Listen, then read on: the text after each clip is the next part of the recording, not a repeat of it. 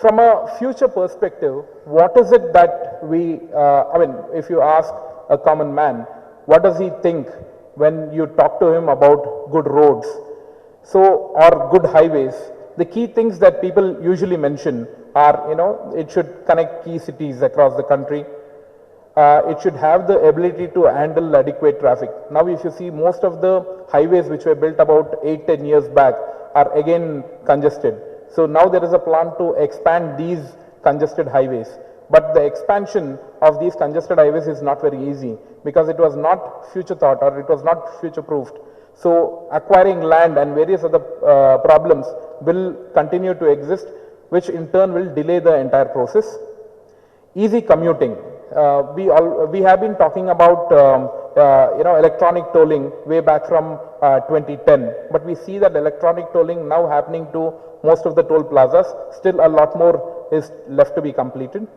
All weather roads and accident assist. This is what somebody commuting on these roads or a common man would aspire a good highway to look like in the future. So what does it mean for the government? What do we expect from the government, or what action should the government take to ensure that this happens? Roads need to be much more well planned. They need to be at least 20+ year future proofed, understanding what kind of traffic goes through these routes and what is the adequate room, leave some adequate room for expansion. Using advanced payment techniques to build state-of-the-art roads. It is not that we do not have these advanced payment techniques.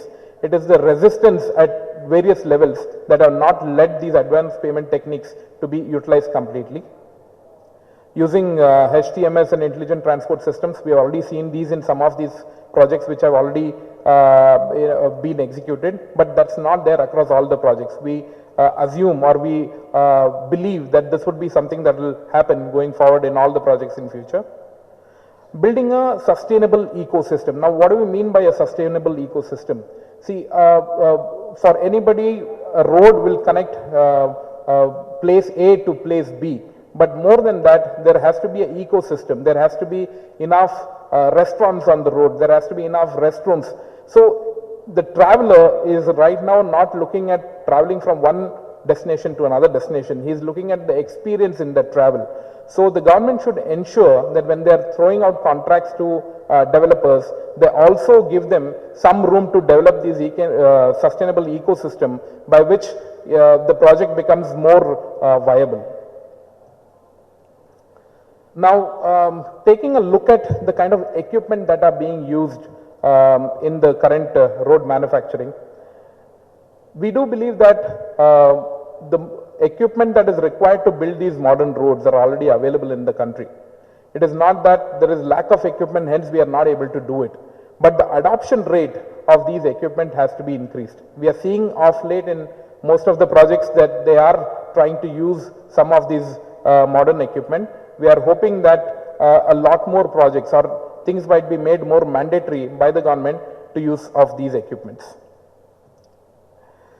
Like I mentioned about the adoption of technology, even Mr. Kishore also was mentioning that adoption of technology takes, or adoption of new clauses takes almost 3 to 5 years or more than that. So that discrepancy should ideally come down for our roads to be much, to improve and to come to the international standards that we are looking at. I'll talk a little more about some of the key techniques which are currently being adopted or which we are already seeing in some of the roads. One is using of plastic waste in the road construction activity. So here we have, government has made use of plastic waste mandatory in some of the road construction.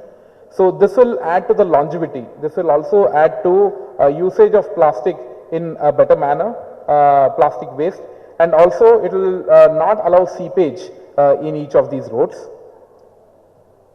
Then reclaimed asphalt pavement.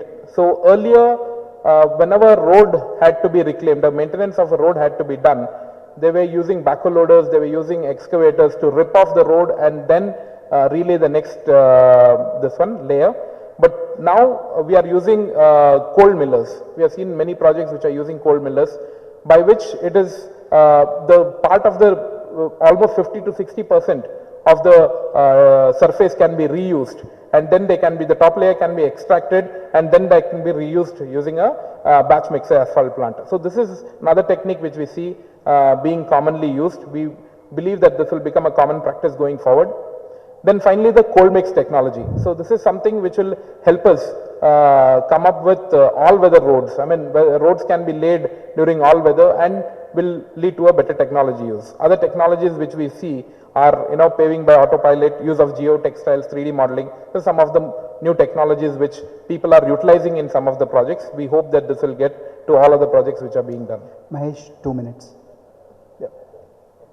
I'm at my last slide. And some food for thought. So before I conclude, these are some of the questions. I leave it for the future panels that are going to happen. On we'll find some solution, or we'll discuss around these topics to come up with some more insights to understand whether the government drive, EPC drive, is it sustainable? When will PPP find acceptance again? Is the move to concrete road sustainable? Which I believe Mr. Reddy also will talk about in his next session. And what are the likely new technologies, participation of global companies? These are some of the areas which we need to revisit and try and understand, which will help us build better and better roads in the future. Thank you.